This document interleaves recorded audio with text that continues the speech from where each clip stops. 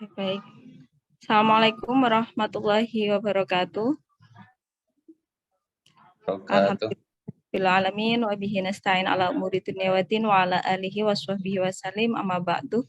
Alhamdulillah, pertama-tama kita panjatkan puji syukur kehadirat Allah Subhanahu wa taala yang telah memberikan nikmat kesehatan, nikmat iman sehingga kita bisa berkumpul via online di Zoom pada pagi hari ini. Yang kedua, salawat serta salam senantiasa kita junjungkan kepada Nabi Agung Muhammad SAW. Semoga kita termasuk umatnya yang mendapat syafaat di yaumil akhir nanti. Amin. Oke, baik. Oke, baik. Pada hari ini kita akan melaksanakan kegiatan ilmiah Research Award.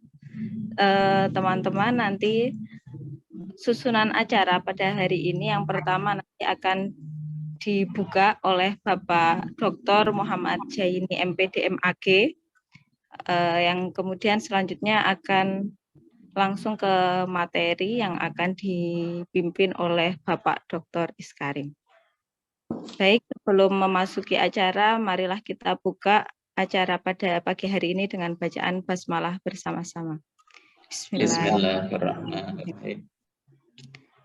Oke, memasuki acara yang selanjutnya, waktu dan tempat saya persilahkan kepada Bapak Dr. M. Jaini untuk membuka acara pada pagi hari ini. Kepada beliau kami silahkan. Baik, bismillahirrahmanirrahim. Assalamualaikum warahmatullahi wabarakatuh. Waalaikumsalam warahmatullahi Alhamdulillahirrahmanirrahim. Wassalatu wassalamu ala asrofil anbiya'i wal mursalin Sayyidina Maulana Muhammadin wa ala alihi wa ashabihi ajma'in. Amma ba'd.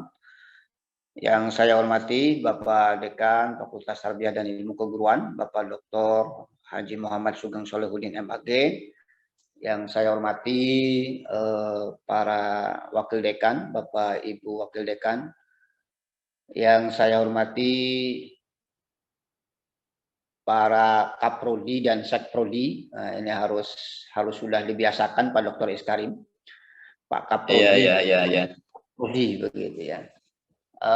Juga yang saya hormati, alhamdulillah hadir di sini Pak Ketua GKM, Pak Mas Adin dan tim, dan juga saya juga sudah melihat Bapak Ibu dosen sudah ada 66, ini luar biasa dan insya Allah ini akan terus bertambah itu pesertanya, karena ini menurut saya sangat penting sekali.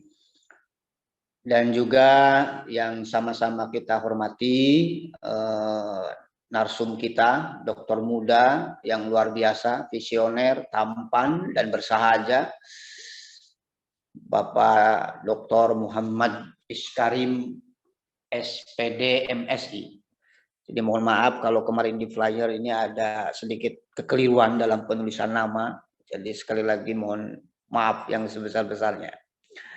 Baik, pertama-tama mari kita panjatkan puji syukur kehadirat Allah Subhanahu wa taala yang alhamdulillah sampai saat ini kita masih diberikan kesehatan sehingga kita bisa kembali menjalankan amanah kita sebagai manusia, yaitu menuntut ilmu dan menyebar ilmu, mencari kebaikan dan menebarkan kebaikan. Dan tentunya amanah kita sebagai manusia menjalankan apa yang seharusnya kita laksanakan atau kita lakukan di muka bumi ini. Sholawat serta salam semoga senantiasa tercurahkan kepada baginda kita Rasulullah Sallallahu Alaihi Wasallam, para keluarganya, para sahabatnya, dan mudah-mudahan kelak kita mendapatkan syafaatnya fi yaumil qiyamah. Amin ya rabbal alamin. Baik Bapak Ibu pimpinan dan Bapak Ibu dosen, saya melihat di sini tidak hanya dosen FTIK, kami ucapkan terima kasih kepada Bapak Ibu dosen di fakultas yang lain ya. Saya lihat ada beberapa dosen, tidak sedikit ya, ini merupakan satu bentuk ya, bentuk kepedulian Bapak Ibu dosen terhadap kultur akademik yang harus kita bangun. Sekali lagi kami ucapkan terima kasih yang sebesar-besarnya.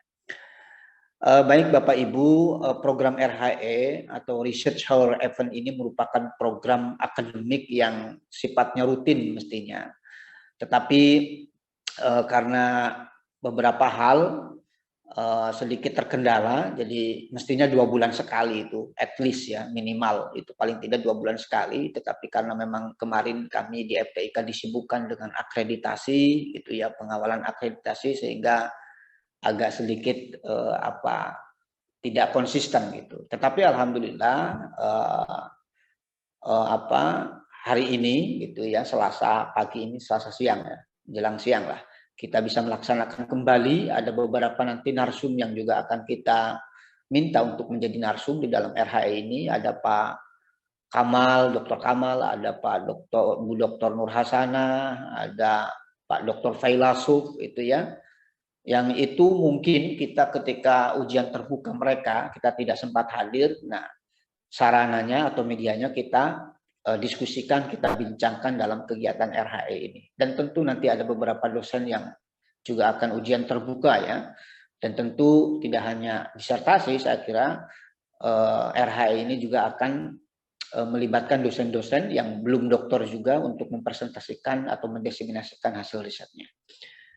Ini adalah bagian dari salah satu membangun kultur akademik. Nah, yang kedua kami perlu sampaikan,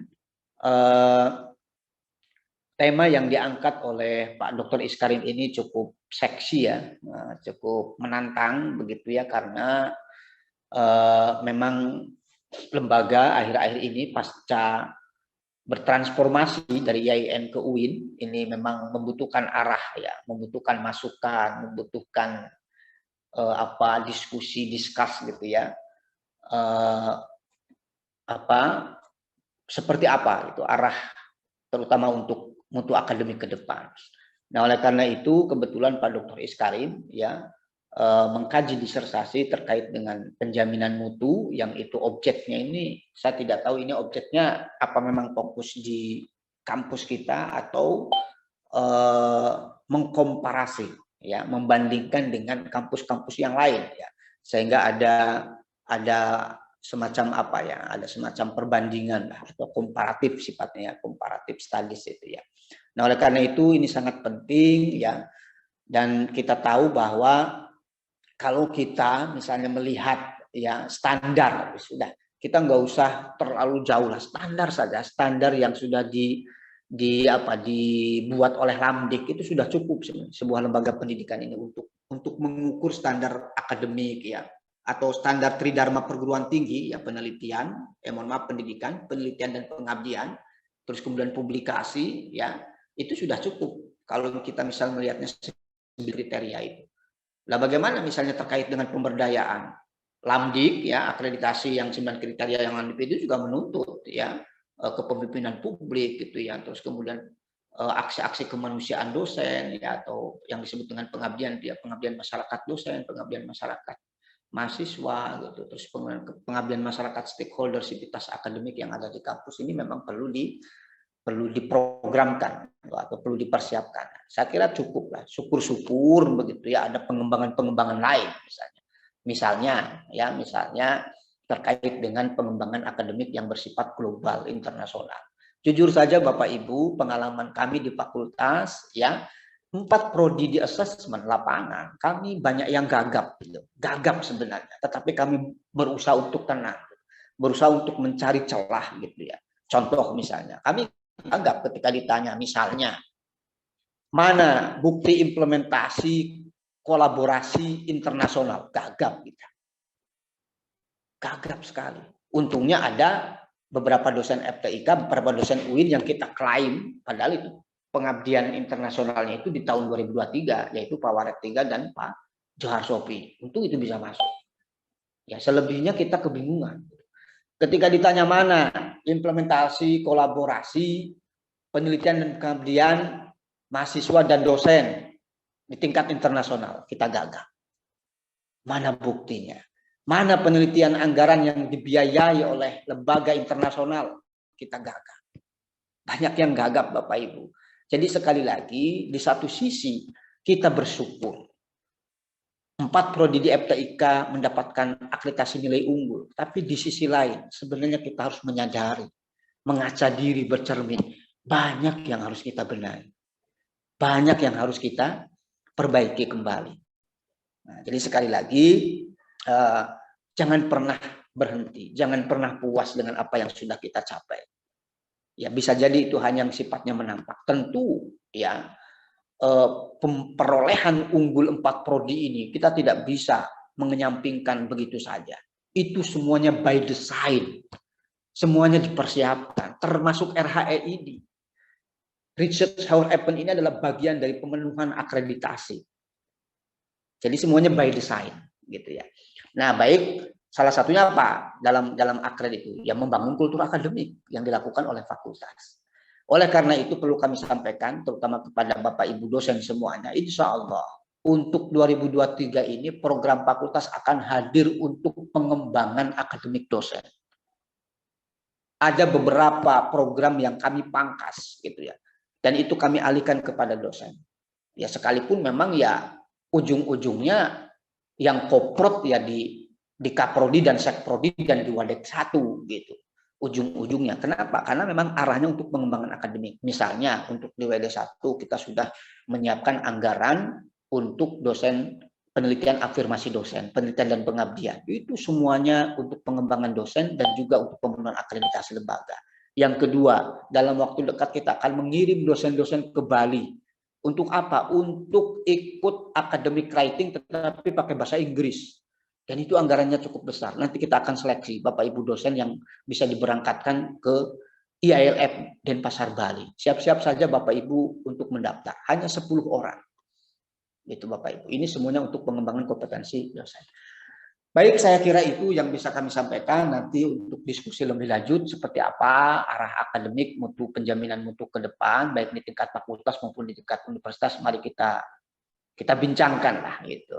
Ya, secukupnya saja lah. Saya kira, saya tahu Bapak Ibu dosen sangat sibuk ya. Kita secukupnya saja. Yang penting poin-poinnya apa nanti yang akan disampaikan oleh Pak Dr. Iskarim. Dan terakhir saya mengucapkan terima kasih kepada Pak Dr. Iskarim yang di tengah kesibukannya berkenan hadir ya, atau berkenan untuk mengisi kegiatan RH ini. Saya kira cukup. Mari kita buka kegiatan RH ini dengan bersama-sama membaca basmalah. Bismillahirrahmanirrahim. Terima kasih. Akhirul kalam. Wallahul muwaffiq ila aqwamit thoriq. Assalamualaikum warahmatullahi wabarakatuh. Waalaikumsalam warahmatullahi wabarakatuh.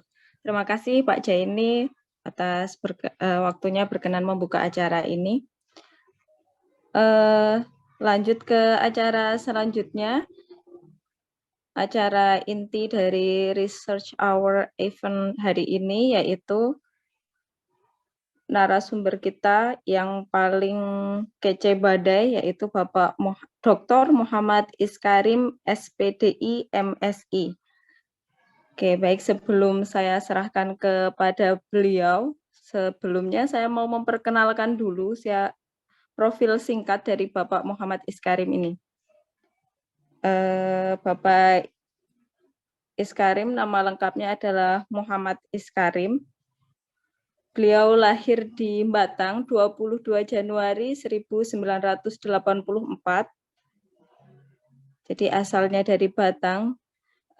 Beliau menempuh pendidikan formal dari SD Negeri Pujut II, kemudian Madrasah Sanawiyah Nurus Salam Tersono, SMA Wahid Hasim Tersono, S1, S2, dan S3-nya dari UIN Sunan Kalijaga, Yogyakarta. Dan yang paling membanggakan, Bapak Muhammad Iskarim ini lulus dengan IPK 3,94 dari UIN Sunan Kalijaga untuk program doktoralnya. Dengan lama studi itu hanya 2 tahun 6 bulan 14 hari. Jadi sangat cepat sekali menyelesaikan program doktoralnya. Sungguh sangat layak dijadikan narasumber pada hari ini agar kita semua bisa ikut belajar bersama dari beliau. Hari ini materi yang akan beliau sampaikan ini sesuai dengan disertasinya, yaitu model penjaminan mutu pendidikan di IAIN Pekalongan pasca alih status kelembagaan. Oke, langsung saja saya persilahkan kepada Bapak Dr. Muhammad Iskarim, SPDI, MSI, untuk bisa memulai sharing ilmunya pada pagi hari ini. Kepada beliau disilahkan. Baik. Oke. Terima kasih Bu Nunung.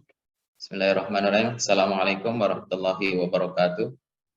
Alhamdulillah, syukurillah ala ni'matillah, salatu wassalamu ala rasulillah, sayyidina Muhammadin wa ala alihi wa sahbihi wa mawalah ahmabad. Yang saya hormati dan sangat cendekia Bapak Dekan Fakultas Tarbiyah dan Ilmu Keguruan, Bapak Dr. Haji Muhammad Sugeng Sholihuddin MAG. Yang kami hormati Bapak Wakil Dekan 1 dalam hal ini Bapak Dr. Muhammad Zaini MPD MAG. Yang kami hormati juga kepada Bu Wadek 2 Bu Dr. Sofiah MAG dan juga Wadek 3 Pak Dr. Haji Abdul Khabir MAG, Bapak Ibu dosen di lingkup Fakultas Tarbiyah yang saya hormati, dan juga dosen-dosen, Bapak Ibu dosen di UIN Kiai Haji Abdurrahman Wahid Pekalongan, dan juga Bapak Ibu yang hari ini punya kesempatan waktu untuk menyimak dan belajar bersama di acara yang sangat, menurut saya sangat bagus untuk membangun kultur akademik di UIN Kiai Haji Abdurrahman Wahid ini, yaitu yang kemudian dikasih nama apa itu tadi Mbak Bu Nunung? Research Hour Event. Oke, REH ya, RHE, RHE, Research Hour, kemudian event yang kemudian bagaimana menjadi sarana strategis untuk menyampaikan atau sekaligus diseminasi dari hasil penelitian. Dan pada kesempatan hari ini saya diberi tugas untuk dari Pak Zaini untuk menyampaikan hasil riset saya, yaitu terkait dengan prestarasi, dan ini merupakan sebuah menurut saya apresiasi dan kebanggaan ya bagi kami yang ada di Fakultas Tarbiyah untuk diberikan kesempatan menyampaikan hasil ini. Baik Bapak Ibu sekalian, saya dikasih waktu berapa ini Bu Nunung, berapa menit?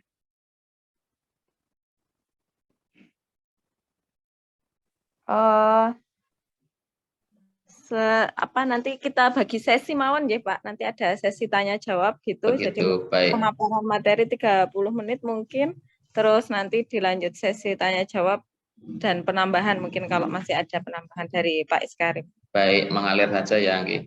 Mengalir mohon Pak. Oke, kalau kira-kira 1 jam sudah nggak kuat ya kita akhiri gitu ya. Baik Bapak Ibu sekalian, mohon izin untuk share materi di forum yang sangat luar biasa ini. Bisa kelihatan ya Bapak Ibu? Bisa Pak. Baik Bapak Ibu sekalian, riset saya atau kemudian disertasi saya itu mencoba untuk mengangkat model penjaminan mutu pendidikan pasca alih status kelembagaan. Nah, dalam hal ini yang kemudian ingin saya sampaikan adalah di IAIN Pekalongan. Tadi sudah disampaikan oleh Pak Zaini apakah yang menjadi objek penelitian hanya di IAIN. Sebenarnya tidak Bapak Ibu, ini saya mencoba untuk meneliti itu di 2 perguruan tinggi, yaitu IAIN Purwokerto dan IAIN Pekalongan. Tentu pemilihan 2 perguruan tinggi yang dijadikan sebagai objek penelitian saya ini punya atau memiliki alasan akademik yang kemudian saya sampaikan di disertasi. Hanya saja setelah pas menjelang kami promosi doktor itu IAIN Purwokerto itu sudah lebih dulu bertransformasi menjadi UIN, sehingga kemudian dengan berbagai aspek etika dan lain seterusnya termasuk pertanggungjawaban data, maka kemudian cukup yang disampaikan adalah di IAIN Pekalongan. Tentu di sini tidak kemudian tidak mengecilkan lingkup ini, tidak, tetapi kemudian dari 2 perguruan tinggi ini bisa menjadi untuk menyimpulkan secara generalis dari penelitian yang saya lakukan. Yang pertama, apa sih sebenarnya yang kemudian melatar belakangi penelitian ini? Saya mencoba untuk menyampaikan bahwa di dunia pendidikan kita, terutama di Indonesia, dan apa yang dialami oleh perguruan tinggi tentunya, itu setidaknya memiliki 4 tantangan besar ya Bapak Ibu. Yang pertama adalah tantangan dalam meningkatkan nilai tambah, yakni bagaimana meningkatkan nilai tambah dalam rangka meningkatkan produktivitas, pertumbuhan, dan pemertaan ekonomi. Kemudian yang kedua, yaitu tantangan untuk melakukan pengkajian secara komprehensif terhadap fenomena transformasi atau perubahan struktur masyarakat. Kemudian yang ketiga, tantangan persaingan di tingkat global yang semakin ketat, yakni bagaimana menyiapkan generasi bangsa yang memiliki daya saing dalam mengembangkan karya-karya bermutu dan mampu bersaing dalam produktivitas ilmu pengetahuan, teknologi, dan seni. Dan yang keempat adalah tantangan bagaimana dunia pendidikan di Indonesia itu adalah seperti kita lihat ada munculnya kolonialisme baru di bidang ipteks dan ekonomi yang menggantikan kolonial politics. Nah, Bapak Ibu, keempat tantangan tersebut ini tentu harus disikapi oleh perguruan tinggi dengan cepat dan tanggap. Untuk apa? Supaya perguruan tinggi tetap memiliki eksistensi dalam perubahan-perubahan dan tuntutan masyarakat. Misalkan yang pertama tadi terkait dengan produktivitas, pertumbuhan, dan pemerataan ekonomi. Tentu perguruan tinggi memiliki tanggung jawab yang besar di situ. Kemudian yang kedua, bagaimana perubahan-perubahan struktur masyarakat dengan tuntutannya itu harus direspon juga oleh perguruan tinggi. Dan yang ketiga, tentu seiring perubahan zaman ini, seiring pertumbuhan dari perkembangan ilmu pengetahuan dan teknologi ini dengan segala konsekuensi logisnya, maka perguruan tinggi harus menyiapkan karya-karya besar untuk bagaimana perguruan tinggi itu bisa berdaya saing ya, atau mampu bersaing dalam produktivitas ilmu pengetahuan dan teknologi, atau bahasanya itu adalah knowledge production ya. Kemudian yang keempat, tentu tadi sudah saya sampaikan bahwa tidak lagi ada kolonialisme politik barangkali, tetapi yang lebih paling banyak ketara atau terasa itu adalah kolonialisme di bidang ipteks dan ekonomi. Artinya kalau perguruan tinggi tidak mau lagi untuk mengadaptasikan ke depannya, baik melalui program-program pembangunan dan di bidang tridharma yang dilakukan dalam bidang ipteks dan ekonomi, maka tentu di situ perguruan tinggi tersebut kurang memiliki eksistensi dalam tantangan yang baru tersebut. Nah, kemudian selanjutnya dari keempat tantangan tersebut itu nampaknya itu telah direspon perguruan tinggi keagamaan Islam melalui upaya strategis pengembangan kelembagaan, di mana salah satu upayanya adalah melalui alih status atau perubahan bentuk kelembagaan perguruan tinggi menjadi lebih tinggi.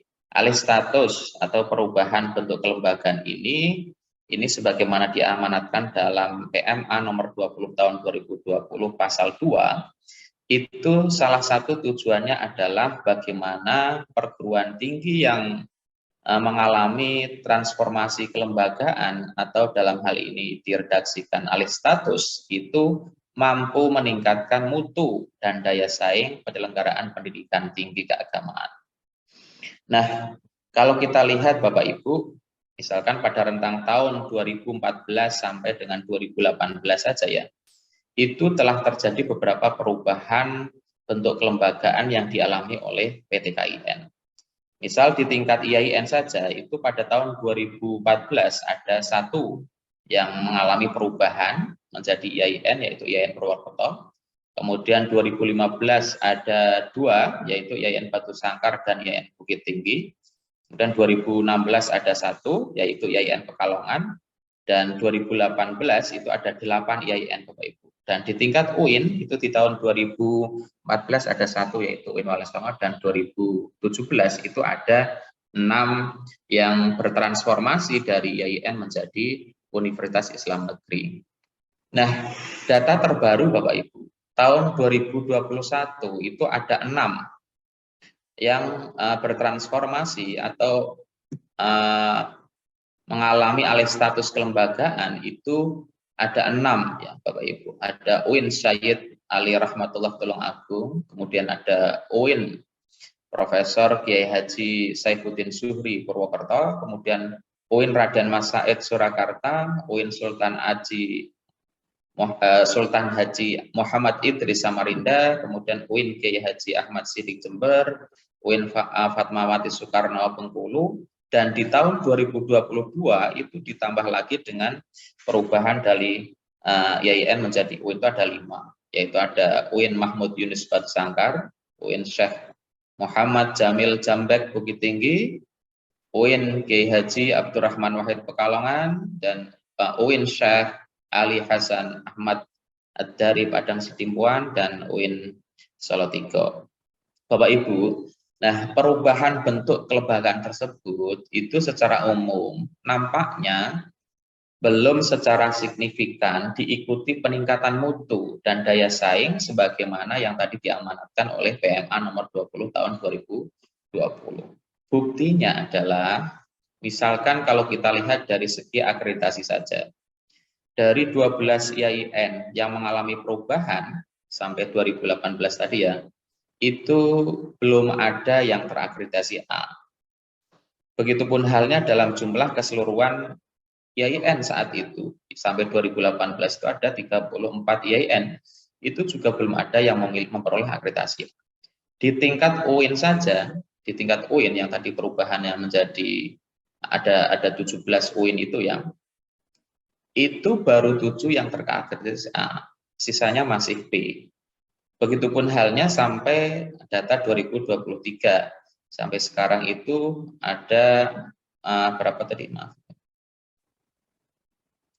23 IAIN, dan kemudian ditambah lagi dengan tambahan 2021 dan 2022 itu ada 28 UIN yang dimiliki oleh Kementerian Agama. Nah, Bapak Ibu, keadaan ini nampaknya perlu upaya keras dari PT KIN untuk melakukan penguatan di sektor penjaminan mutu atau quality assurance yang dilakukan oleh perguruan tinggi, sehingga apa yang diharapkan oleh regulasi itu dapat terwujud dengan baik, yaitu terwujudnya perguruan tinggi yang bermutu, berdaya saing, dan dalam penyelenggaraan pendidikan tinggi.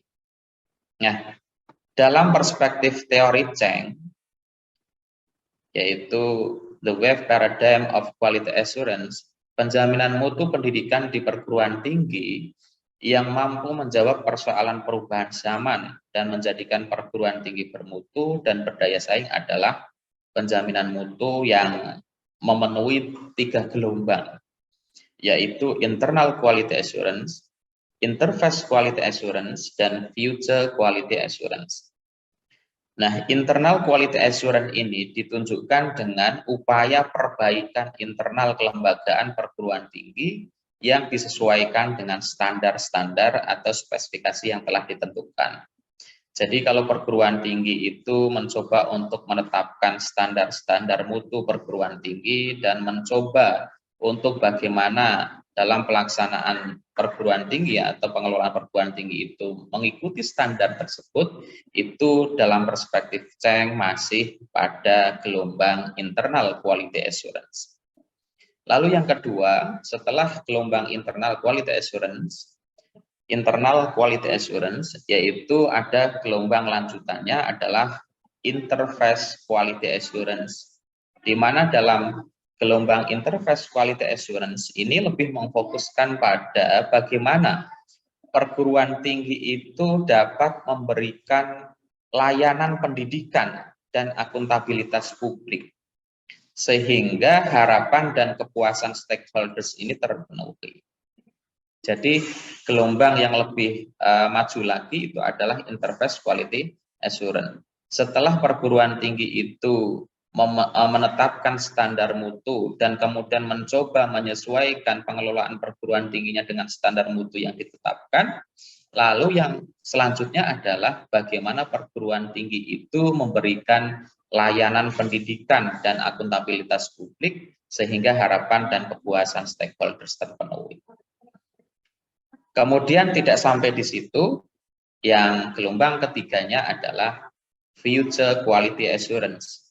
Dan future quality assurance ini berkaitan dengan bagaimana upaya perguruan tinggi itu merelevansikan atau menghubungkan pendidikan dengan kebutuhan masa depan generasi baru di era milenium. Ini yang sangat penting sekali Bapak Ibu. Jadi di tahapan ketiga, menurut perspektif Cheng ini, perguruan tinggi itu sudah mampu bagaimana merelevansikan pendidikan yang dilakukan di perguruan tinggi dengan kebutuhan masa depan. Jadi sudah visioner pandangan. Sehingga perguruan tinggi itu menjadi wadah untuk menyiapkan generasi-generasi yang siap bersaing dan siap memiliki eksistensi di masa yang akan datang. Atau dalam bahasa di sini adalah di era milenium, yang ditunjukkan dengan globalisasi, teknologi informasi, dan ekonomi berbasis pengetahuan. Jadi ada 3 ya, ada internal quality assurance, interface quality assurance, dan yang terakhir adalah future quality assurance. Nah Bapak Ibu sekalian, nampaknya apabila dilihat dari realitas yang ada, sebagian besar PT KIN ini belum sampai pada ranah gelombang future quality assurance. Ini hipotesa saya ya. Padahal apabila sudah sampai pada gelombang ini, tentu perguruan tinggi dapat menjadi perguruan tinggi yang benar-benar menjadi problem solving terhadap persoalan-persoalan kehidupan yang sangat kompleks dan berkembang cepat, serta berdaya saing tinggi. PT KIN sebagian besar masih berkutat pada persoalan penjaminan mutu, internal, dan interface quality assurance. Nah, oleh karena itu Bapak Ibu sekalian, penguatan penjaminan mutu pendidikan di PT KIN pasca alih status atau perubahan bentuk kelembagaan seharusnya menjadi agenda prioritas tentunya dalam implementasi penjaminan mutu secara menyeluruh, yaitu internal quality assurance yang ditunjukkan dengan tadi ya, pemenuhan standar-standar mutu yang telah ditetapkan. Kemudian interface quality assurance, perguruan tinggi mencoba untuk memberikan layanan yang terbaik kepada stakeholders sehingga harapan-harapan stakeholders terpenuhi. Dan yang ketiga adalah future quality assurance. Bapak Ibu, melalui penelitian ini dengan fokus pada implementasi penjaminan mutu pasca alih status atau perubahan bentuk kelembagaan, itu dapat diharapkan dapat memetakan progres dan model penjaminan mutu pendidikan di perguruan tinggi yang menjadi objek penelitian. Nah, harapan akhirnya hasil penelitian ini dapat dijadikan sebagai bahan evaluasi bersama bagi PT KIN secara umum untuk menentukan langkah-langkah dan kebijakan strategis peningkatan mutu perguruan tinggi melalui implementasi penjaminan mutu atau quality assurance. Nah, dari latar belakang tersebut di atas ini Bapak Ibu yang sudah saya sampaikan, ada beberapa persoalan yang saya ingin mencoba untuk mengetahui jawabannya melalui penelitian ini. Yaitu yang pertama, bagaimana visi pemimpin, terutama pemimpin perguruan tinggi terhadap mutu perguruan tinggi pasca alih status kelembagaan, dan yang kedua adalah bagaimana implementasi penjaminan mutu, interval quality assurance, interface quality assurance, dan future quality assurance di perguruan tinggi pasca alih status kelembagaan. Bapak Ibu, ada 2 isu analisis atau teori yang kemudian saya gunakan dalam penelitian ini. Yang pertama adalah teorinya Cheng ya, yaitu teori paradigma gelombang penjaminan mutu atau the wave paradigm of quality assurance yang dikembangkan oleh Yin Cheong Cheng. Dan yang kedua adalah teori organisasi pembelajar atau learning organization dari Peter Senge. Cheng dalam teorinya itu membagi quality assurance menjadi 3 paradigma gelombang mutu, yaitu internal, interface, dan juga future quality assurance yang sudah saya sampaikan tadi di atas. Kemudian, dalam teori learning organization-nya Sehingga ya, organisasi harus terus mengembangkan kapasitasnya untuk menciptakan masa depan organisasi, membutuhkan perubahan pikiran, shift of mind yang fundamental di antara anggota organisasi. Nah, di samping itu, organisasi pembelajar harus mampu belajar adab atau generative learning, belajar untuk selalu memperbaiki kapasitas untuk mencipta. Ini tentu sangat relevan ketika untuk membaca dua teori ini, untuk membaca implementasi penjaminan mutu yang ada kaitannya atau berkaitan dengan perguruan tinggi yang sedang atau sudah atau akan melakukan transformasi kelembagaan atau perubahan-perubahan kelembagaan. Oke, Bapak Ibu sekalian, proses dan prosedur penelitian ini merupakan penelitian studi kasus di salah satu PTKN yang mengalami alih status kelembagaan, yaitu IAIN Pekalongan. Tadi sudah saya sampaikan, sebenarnya penelitian ini ada dua ya, perguruan tinggi, yaitu IAIN Pekalongan dan IAIN Purwokerto saat itu. Data-data penelitian dikumpulkan melalui dokumentasi, wawancara, dan observasi. Kemudian setelah data penelitian terkumpul, peneliti menggunakan metode analisis deskriptif kritis. Tidak hanya sekedar menyampaikan, mendeskripsikan, tetapi di situ ada kritis ya, memberikan masukan-masukan, memberikan analisa-analisa, tentu dengan didasarkan pada teori dan data-data yang ada. Nah, data-data yang terkumpul ini disajikan secara deskriptif, sistematis, sesuai dengan tema pembahasan, dan selanjutnya peneliti mengkritisi hal-hal yang dirasa tidak sesuai, tentu dengan menggunakan teori-teori yang ada. Analisis deskriptifnya, ini peneliti menggunakan model interaktif yang dikembangkan oleh Miles, Huberman, dan Saldana dengan 3 prosedur, yaitu kondensasi data, penyajian data, dan penarikan kesimpulan. Ini tentu menjadi hal yang baru Bapak Ibu sekalian. Karena model interaktif itu biasa yang dulu-dulu itu dikembangkan hanya 2 orang ya, Miles and Huberman ya. Sekarang dikembangkan lagi yang terbaru ditambah dengan 1 tokoh yaitu Saldana. Perbedaannya di mana? Dengan tahapan yang model interaktif sebelumnya. Kalau model interaktif sebelumnya yang dikembangkan hanya Miles and Huberman, itu kondensasi data itu dengan menggunakan redaksinya adalah reduksi data. Tentu reduksi dengan kondensasi memiliki arti yang berbeda. Nanti akan kita, atau Bapak Ibu nanti bisa di search terkait dengan model interaktif ini. Tentu ini sangat penting sekali, terutama bagi mahasiswa-mahasiswa. Saya melihat di mahasiswa kita di PTKN di IAIN Gus Dur ini, tentu di sini juga banyak sekali ini mahasiswa yang mengikuti acara ini. Tentu nanti akan menjadi perhatian ketika menggunakan analisis deskriptif model interaktifnya. Jadi bukan Miles and Huberman lagi, itu sudah masa lalu. Sekarang Miles, Huberman, dan Saldana. Nanti bisa di-search yang terbaru data ini, sehingga tahapannya tidak lagi muncul reduksi data ya, tetapi kondensasi data, penyajian data, dan penarikan kesimpulan atau verifikasi data.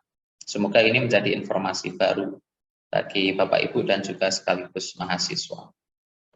Oke, Bapak Ibu sekalian, dari prosedur penelitian tersebut, kemudian ada beberapa hal yang saya temukan sebagai temuan-temuan penelitian. Yang pertama, Bapak Ibu sekalian, didasarkan pada data-data yang kemudian saya ambil, saya meneliti itu sekitar mungkin kurang lebih sekitar 1 tahunan ya. Tetapi 1 tahun itu selalu beriringan dengan laporan yang saya buat, sehingga kemudian 1 tahun itu betul-betul intens dan kemudian mendapatkan data-data yang maksimal. Saya masuk, ini sekedar informasi Bapak Ibu sekalian, saya masuk program doktor itu 2019. Di awal 2020 itu saya sudah mendapatkan kesempatan melakukan penelitian disertasi. Jadi nyaris semester 3 itu saya sudah mulai melakukan penelitian disertasi. Sehingga 1 tahun juga saya kemudian alhamdulillah bisa merampungkan laporan penelitian dan juga sekaligus membuat laporan penelitian yang berupa disertasi, sehingga kemudian tepatnya kan karena banyaknya tahapan-tahapan ujian yang perlu dilakukan ya. Informasi aja di Yogyakarta itu ada beberapa ujian setelah bebas teori Bapak Ibu. Yang pertama ada ujian komprehensif, kemudian ujian proposal, kemudian ada ujian pendahuluan, kemudian ada ujian tertutup, dan kemudian ada ujian terbuka atau promosi dokter. Sehingga dari selesainya penelitian dan juga laporan disertasi itu tidak serta-merta kemudian langsung dipanggil ujian promosi dokter, tidak, tetapi banyak tahapan-tahapan yang dilakukan. Dan alhamdulillah tahapan-tahapan itu bisa saya jalankan, dan alhamdulillah juga tepatnya terhitung secara kuantitatif dalam waktu 2 tahun, 6 bulan, 14 hari, saya bisa menyelesaikan program dokter ini. Bapak Ibu sekalian, yang pertama, temuan-temuan yang perlu saya sampaikan adalah visi pemimpin terhadap mutu. Jadi pemimpin perguruan tinggi ya dalam hal ini mungkin di objek penelitian IAIN Pekalongan itu sangat menjadi roh dan arah kebijakan yang dapat dijadikan sebagai spirit dan fokus tersendiri dalam upaya pencapaian prestasi penjaminan mutu di perguruan tinggi pasca alih status kelembagaan. IAIN Pekalongan berubah dari STAIN tahun 2016. Setelah itu kemudian 2017 IAIN Pekalongan atau yang kemudian di kepemimpinan rektor lama itu mencoba bagaimana memenuhi kebutuhan-kebutuhan sarana prasarana, relokasi gedung, ya, pembangunan gedung, dan alhamdulillah sampai tahun terakhir ya pembangunan gedung itu 2021 kalau nggak salah. Itu kita sudah bisa mendapatkan atau di IAIN itu ada kalau nggak salah itu 5 SBSN ya 2017, 18, 19, 20 ya 5. Itu sangat luar biasa sekali, dan ternyata itu juga ada kaitannya dengan visi pemimpin yang pertama. Jadi transformasi kelembagaan yang pertama visinya adalah bagaimana memenuhi kebutuhan-kebutuhan dalam hal sarana prasarana ini.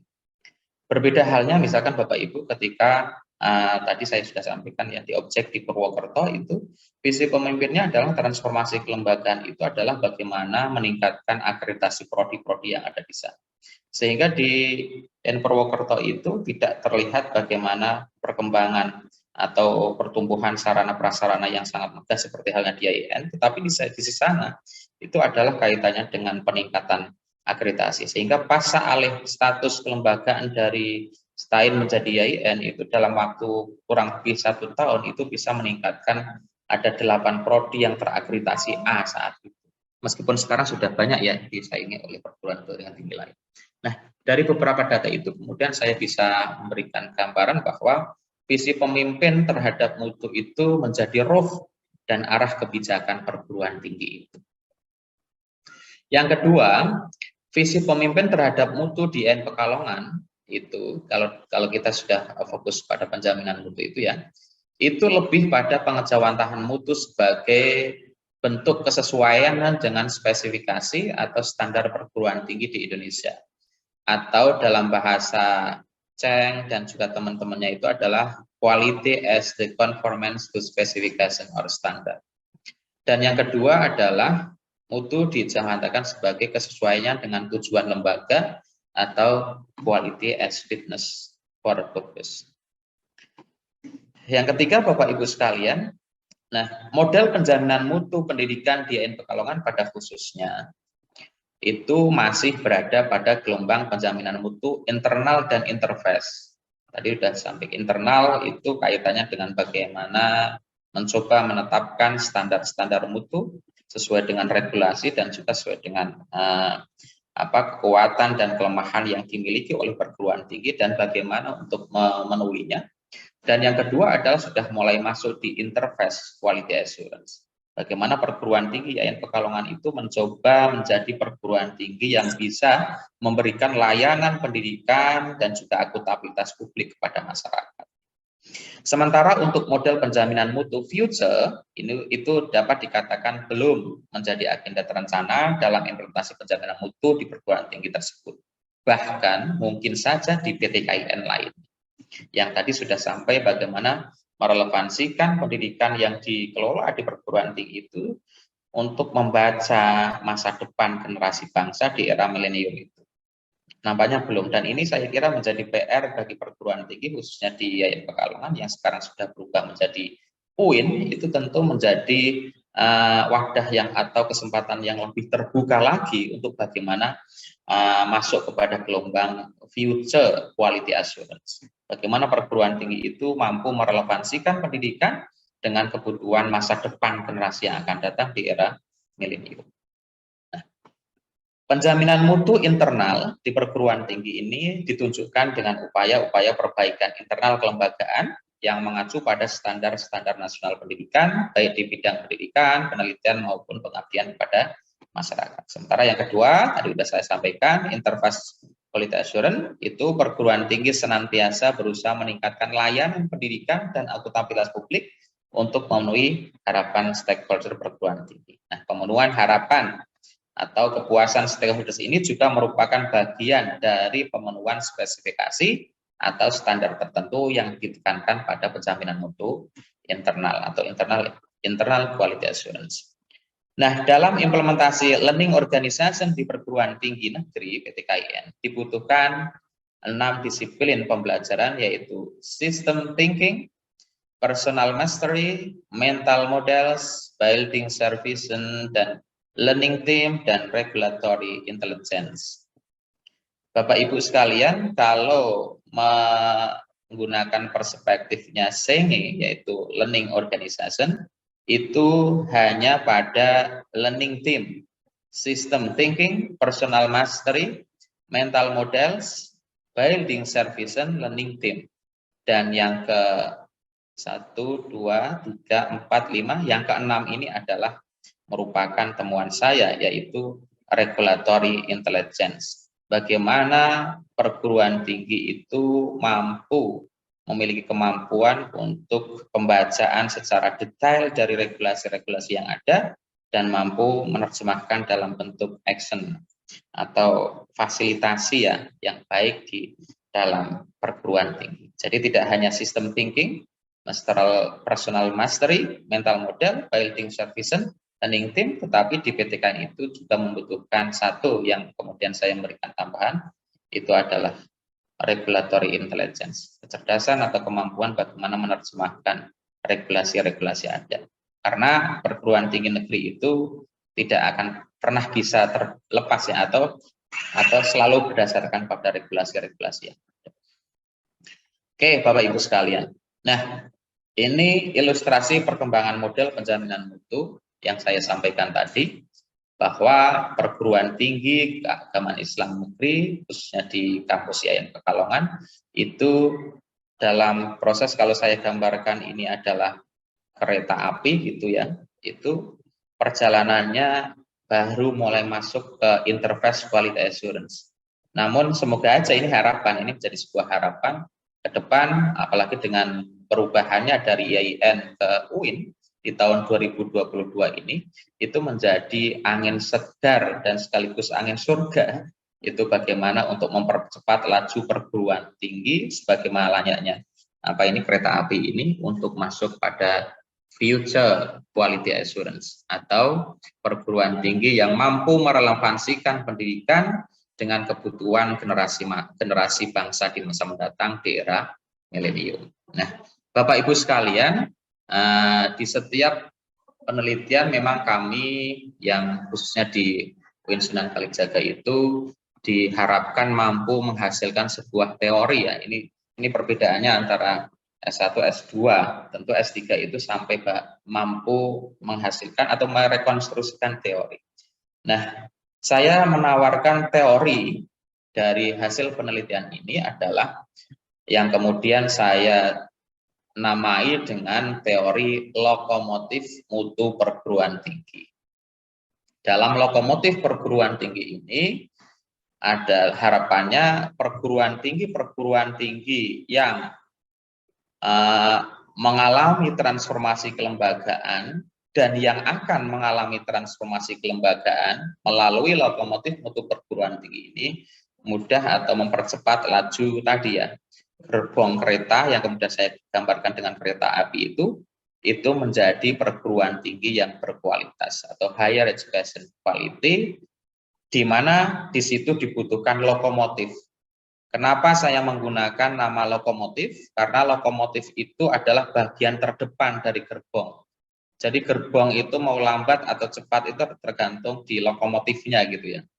Lalu kemudian dari pertimbangan itu, teori ini kemudian saya namai lokomotif mutu perguruan tinggi. Perguruan tinggi yang mau dan ingin bagaimana mempercepat laju gerbongnya menuju perguruan tinggi yang berkualitas membutuhkan ada sekitar, menurut saya sederhananya menggunakan atau setidaknya mengikuti lima bagian yang ada di lokomotif itu ya.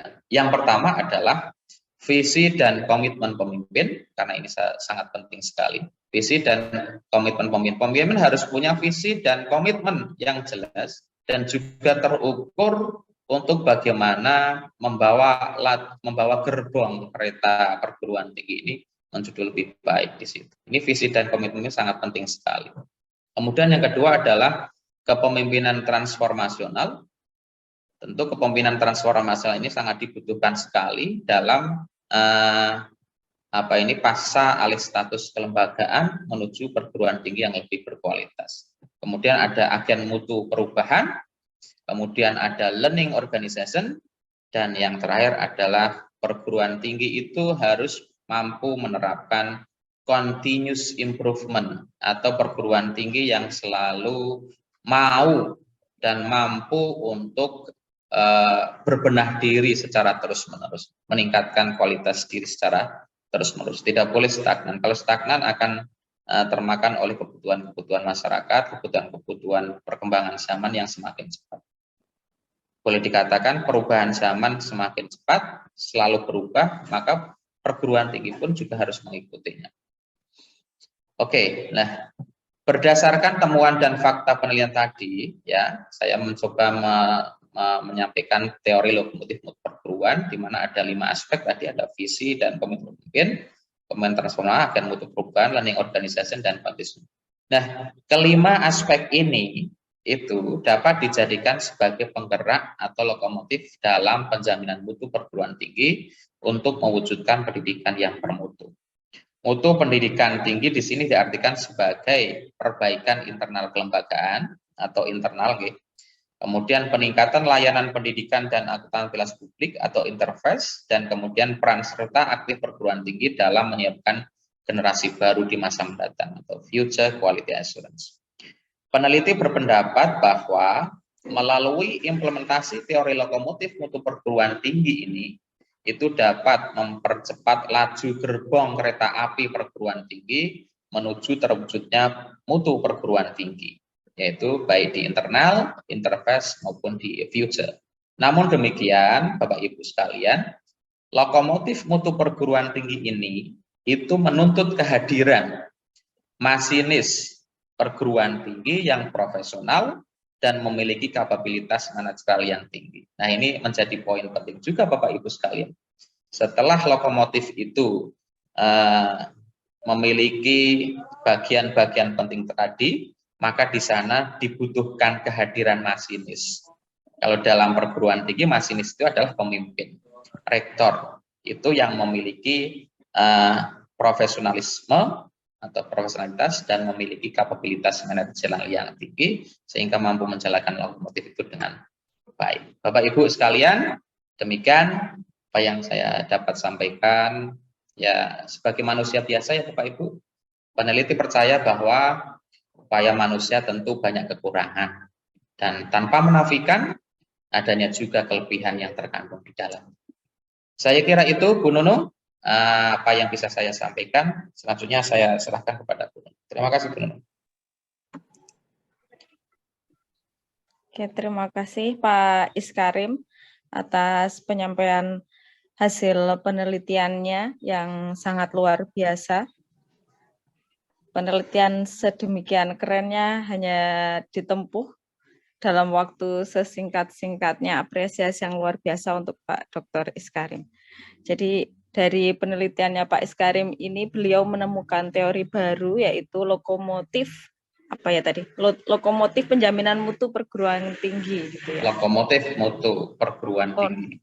Lokomotif mutu perguruan tinggi yang mana untuk bagian dari lokomotif tersebut itu ada visi dan komitmen pemimpin, kemudian kepemimpinan transformasional, agen mutu perubahan, learning organization, dan continuous improvement. Nah, dari lokomotif tersebut ternyata sedemikian bagian yang sudah disebutkan itu, yang paling pentingnya lagi juga memiliki masinis ya, memiliki masinis yang bisa menjalankan lokomotif tersebut untuk menarik gerbong-gerbongnya mencapai mutu yang diinginkan. Oke, baik. Setelah mendapatkan pemaparan dari Bapak Dr. Iskarim ini, saya persilahkan kepada audiens untuk yang masih memiliki rasa ingin tahu atau yang mengganjal untuk ditanyakan kepada Bapak Dr. Iskarim berkaitan dengan materi yang tadi disampaikan. Silahkan, yang mau bertanya bisa dibuka mikrofonnya.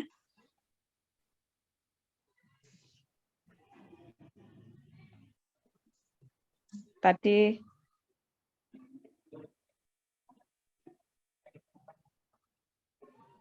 silahkan. Sambil menunggu yang mau bertanya, ini tadi ada yang japri pertanyaan ke saya, Pak Iskarim, mungkin bisa di Oh ya, monggo. terlebih dahulu dari Pak Aufa. Pak Aufa ini GKM-nya FTIK, nggih. Dari Pak Aufa, tantangan apa yang akan dihadapi oleh SDM di YIN Pekalongan pasca alih status berdasarkan hasil riset penelitian tersebut? Apakah alih status kelembagaan YIN ini merupakan solusi untuk kesejahteraan SDM dan teknik di lingkungan YIN? Ya. Oke. Baik. Silahkan Bapak Ibu yang lain, apabila ada pertanyaan bisa disampaikan. Para mungkin anggota GKM, anggota UJM, dan Bapak Ibu dosen, pimpinan, semuanya kan berkaitan dengan mutu semua, bersinggungan dengan mutu semua, silahkan. Atau mungkin ada yang mau bertanya tentang tadi metodologi penelitian yang seperti disampaikan Pak Iskarim tadi, mahasiswa mungkin ada yang ingin lebih dalam bertanya tentang metodologi juga dipersilahkan. Insya Allah Pak Iskarim itu kompeten di bidang ini. Silahkan, monggo. Kompeten di segala bidang ya Pak. Alah. Kompeten segala bidang. Monggo ya. Bapak Ibu. Oh ya, itu Pak Mutamar kelihatannya mau bertanya. Iya. Monggo Pak. Oke, monggo Pak. Pak Mutamar. Oke. Terima kasih. Assalamualaikum warahmatullahi wabarakatuh. Assalamualaikum warahmatullahi wabarakatuh. Sangat menarik ya tadi mengikuti apa yang disampaikan oleh Pak Dr. Is. Jadi saya alumni STAIN Fakultas Usuluddin. Ingin menanyakan tentang ini, sejauh mana perubahan status kelembagaan dari STAIN, YIN, dan UIN. Kalau kemudian proses pembelajarannya tidak ada perubahan, itu hanya statusnya saja yang berubah, tapi mutunya ya biasa-biasa saja. Kira-kira apa yang dilakukan ketika status kelembagaan itu berubah, juga tentunya akan merubah dari pola atau pembelajarannya, baik dari segi akademik, misalnya, kemudian dari dosen-dosennya, dan sebagainya. Kemudian yang kedua, dalam buku yang ditulis oleh Ken Blanchard, itu tentang kepemimpinan dengan level yang tertinggi ya, leading higher level itu untuk menjadikan lembaga pendidikan yang berkualitas itu setidaknya harus ada 3 komponen, yaitu tentang knowledge, skills, dan moral commitment. Itu dari Ken Blanchard bukunya. Lah, notabene dengan perguruan-perguruan tinggi agama Islam itu yang moral komitmennya itu yang menurut saya masih perlu diperhatikan ya, karena ini jadi syarat kepemimpinan yang baik untuk membawa suatu lembaga pendidikan juga akan bermutu. Bagaimana tanggapan Pak Dokter? Terima kasih. Baik, Assalamualaikum warahmatullahi wabarakatuh. Pak Muktamar di mana nih Pak? Lihatnya di kantor. Saya di sekolahan sebagai kepala sekolah Pak. Oh ya, di Batang. Di Pemalang. Oh, di Pemalang. Oke, matur nuwun Pak. Matur nuwun Pak. Oke. Oke, terima kasih Pak Muktamar. Silahkan Bapak Ibu yang lain yang masih belum bersuara, mungkin masih malu-malu ya, ini udah mulai panas dibuka oleh Pak Muktamar. Oke, silahkan yang lain Bapak Ibu.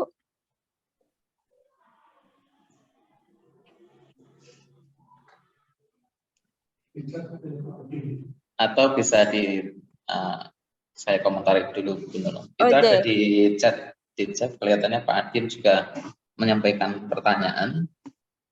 Oh iya Pak. Ya, izin bertanya, di mana posisi LPM, GKM, UGM dalam meningkatkan teori mutu, lokomotif mutu perguruan tinggi. Oke, baik. Silakan Pak. Baik, Bapak Ibu, matur sembah nuwun. Yang pertama kepada Pak Alfa Sukron ya, yang sangat luar biasa sekali. Mahasiswa yang juga sekaligus sekarang sudah jadi kolega saya di UIN Gus Dur Abdurrahman Wahidin atau Kiai Haji Abdurrahman Wahidin. Terima kasih Pak Alfa Sukron. Kemudian yang kedua Pak Muktamar ya, dari Pemalang ya Pak. Kepala sekolah di Pemalang. Untuk tingkat apa ini Pak? Aliyah atau SMA atau MTS? SMK. Oh, di SMK Pemalang. Oke. Mendet S2 di UIN Gus Dur Bapak? Dulu di UII Pak. Oh, UII. Ya udah nanti sekarang S3 di Unwahas. Oh, di Unwahas. Oke, Pak Nganu nggih, Pak. Ya, semoga cepat selesai, Pak. Amin, amin. Atau sudah selesai, Pak? Oh, belum. Yang terakhir adalah ke Pak Adin. Baik, Bapak Ibu sekalian. Saya mencoba dari yang terakhir dulu ya. Di mana posisi LPM, GKM, dan UGM. Baik, saya izin share kembali Bapak Ibu. Ya.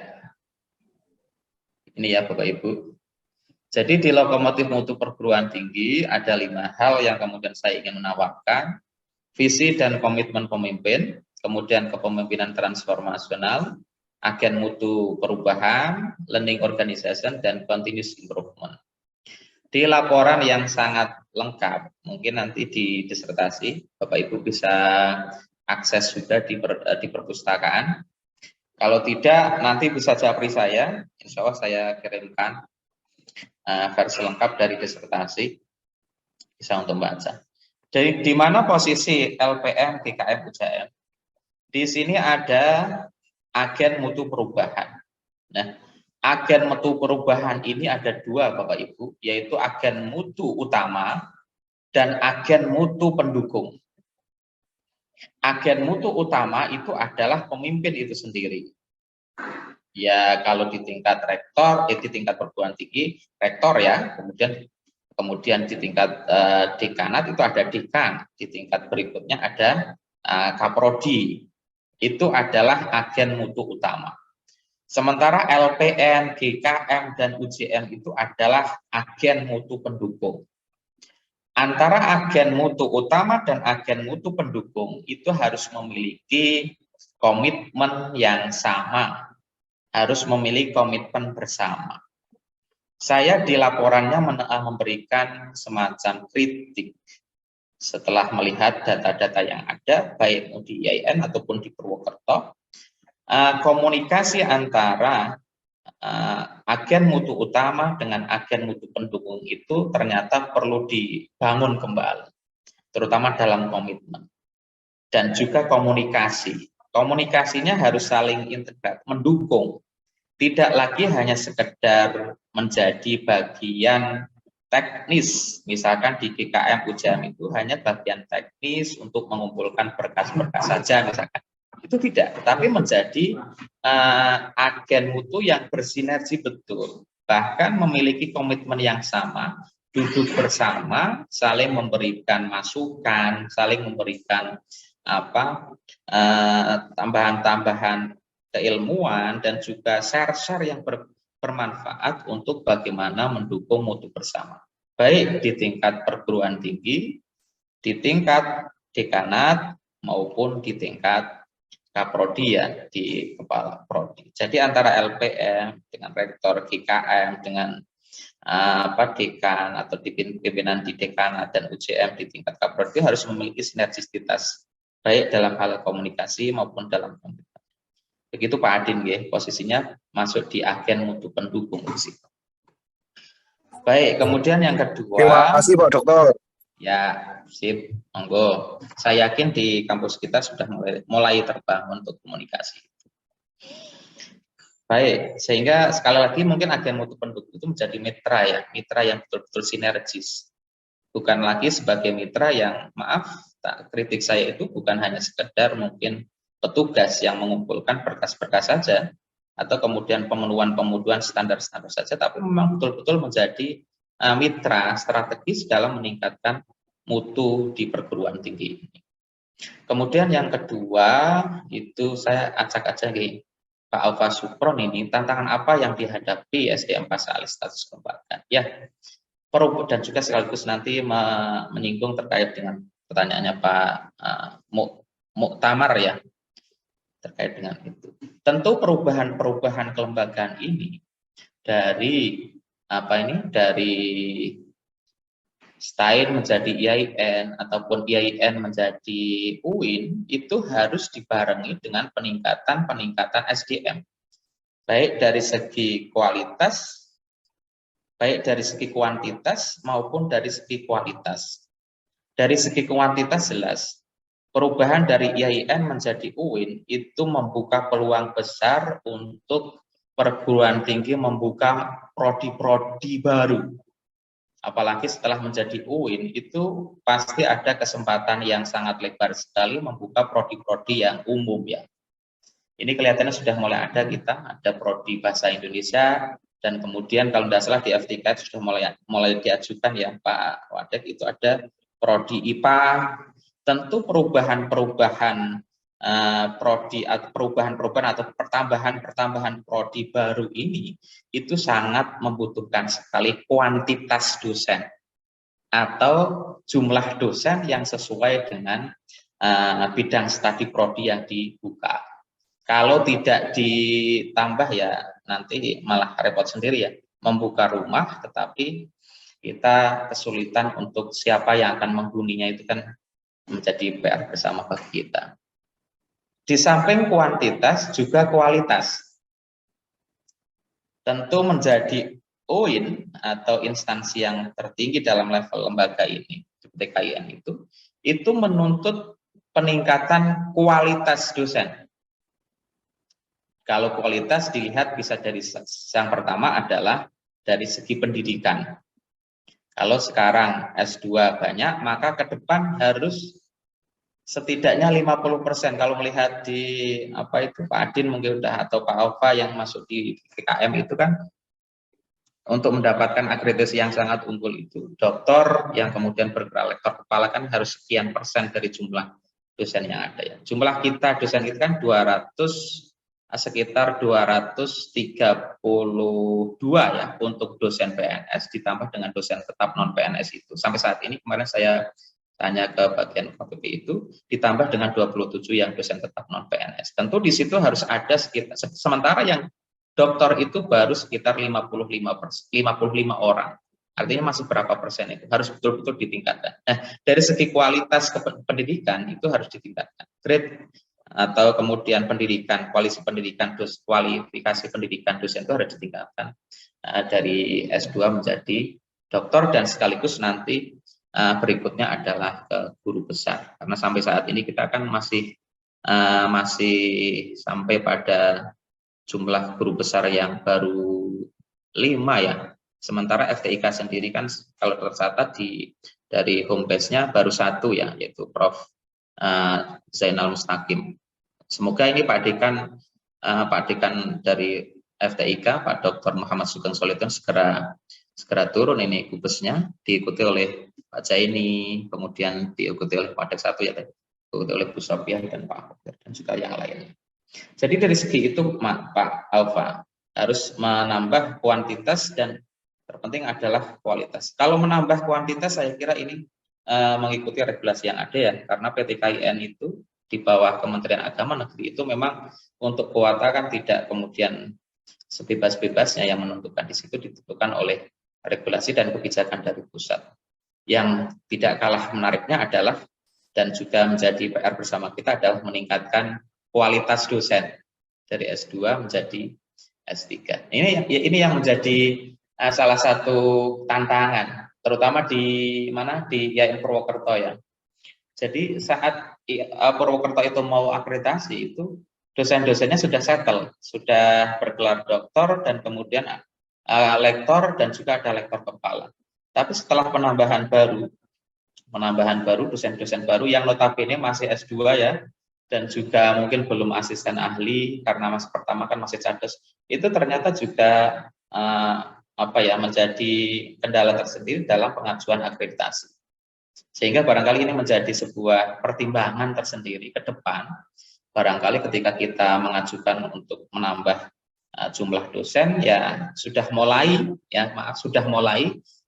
memberikan syarat minimal atau prioritas S3 atau doktor. Ini tentu akan memberikan kelebihan tersendiri bagi perguruan tinggi ketika merekrutmen dosen yang sudah memiliki kualifikasi S3 atau ongoing S3 gitu. Ongoing S3, sehingga nanti saat tantangan untuk peningkatan kualifikasi atau kuantitasnya tidak begitu berat. Baik, kemudian Pak Muktamar ya, tentu Pak, perubahan-perubahan kelembagaan itu harus diikuti oleh perubahan-perubahan yang lain. Maka kemudian saya sampaikan di teori lokomotif itu adalah continuous improvement ya Pak, continuous improvement. Selalu ada perubahan-perubahan yang kemudian terus-menerus. Nah, perubahan-perubahan itu tentu digelitik oleh perubahan yang lainnya juga. Kalau perguruan tinggi ini berubah dari STAIN ke IAIN atau kalau kita IAIN ke UIN, itu harus diikuti oleh continuous improvement di segala bidang. Bukan hanya di pendidikan, tentunya harus di bidang-bidang lain, misalkan penelitian, pengabdian masyarakat, dan sebagainya. Jangan sampai kemudian ada ungkapan misalkan IAIN rasa STAIN gitu ya, atau UIN rasa IAIN. Itu yang barangkali juga menjadi PR bersama kita di perguruan tinggi, atau juga bisa di tingkat SMK ya Pak, di tingkat madrasah juga harus begitu. Continuous improvement itu harus dijalankan dengan baik. Kalau kita boleh dikatakan puas dengan capaian-capaian itu, sementara tuntutan perubahan masyarakat dan zaman selalu meningkat, itu saya kira kita tidak akan bisa eksis di perkembangan. Boleh dikatakan kalau bahasanya anak muda itu berubah atau punah gitu kan. Mau berubah atau punah. Kalau mau berubah ya insya Allah tidak punah. Tapi kalau hanya senang dengan capaian-capaian yang saat ini saja maka di situ ada semacam tantangan berat, bahkan sampai kemudian mengarah pada kepunahan bagi kita. Itu ya Pak. Yang selanjutnya saya sepakat Pak. Jadi di learning organization ya. Di organization itu mungkin saya buka sedikit ya Pak. Di teori yang kemudian saya tambah. Di mana tadi tuh? Ya ini. Jadi learning organization itu system thinking, personal mastery, mental models, building share learning team itu. Ini saya kira tadi yang bisa disampaikan knowledge, skill, dan moral commitment itu masuk di situ Pak. Ada di personal mastery gitu ya. di Proposal Mastery. Nanti bisa dibaca kembali ya Pak. Dan saya sepakat Pak. Jadi seorang pemimpin, leader itu tidak hanya cukup pada persoalan knowledge and skills, tetapi di situ harus memiliki moral commitment yang tinggi. Saya sepakat Pak. Baik, saya kira itu ya Bapak Ibu. Terima kasih. Terima kasih Pak Dokter. Sami-sami Pak. Oke, terima kasih Pak Iskarim atas jawaban-jawabannya yang cukup memuaskan para penanya, nggih, Pak Muktamar dan Pak Adin dan Pak Aufa. Ini masih ada pertanyaan Pak Iskarim? Nggih, niki masih ada pertanyaan? Nggak apa-apa nggih? Ya, monggo. Oh, nggih. Ini silakan Bapak Ibu yang ingin bertanya bisa mengajukan pertanyaannya, dan di sini di kolom komentar di obrolan itu sudah ada pertanyaan dari Pak Arditya Prayogi. Pertanyaannya itu analogi kereta butuh analogi lokomotif butuh masinis, bagaimana dengan aspek-aspek lokomotif lainnya semisal bahan bakar, rel, dan yang lainnya bisa digambarkan dalam lokomotif mutu perguruan tinggi. Ini dari Pak Arditya Prayogi, nggih, Pak Sarim. Yang lain mungkin masih mau bertanya atau ini mau dijawab dulu? Baik, terima kasih Bu Nunung. Menarik, terima kasih Pak Prayogi. Memang di lokomotif mutu perguruan tinggi ini menjadi sebuah hal yang penting ya. Tetapi di situ kita tidak boleh melupakan akan adanya rel gitu ya, untuk kemudian memuluskan juga perjalanan-perjalanan perguruan tinggi. Maka di teori learning organization itu saya menambahkan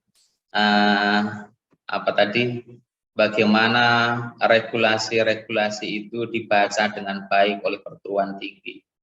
Tentu regulasi ini menjadi hal yang lain ya, di luar dari institusional.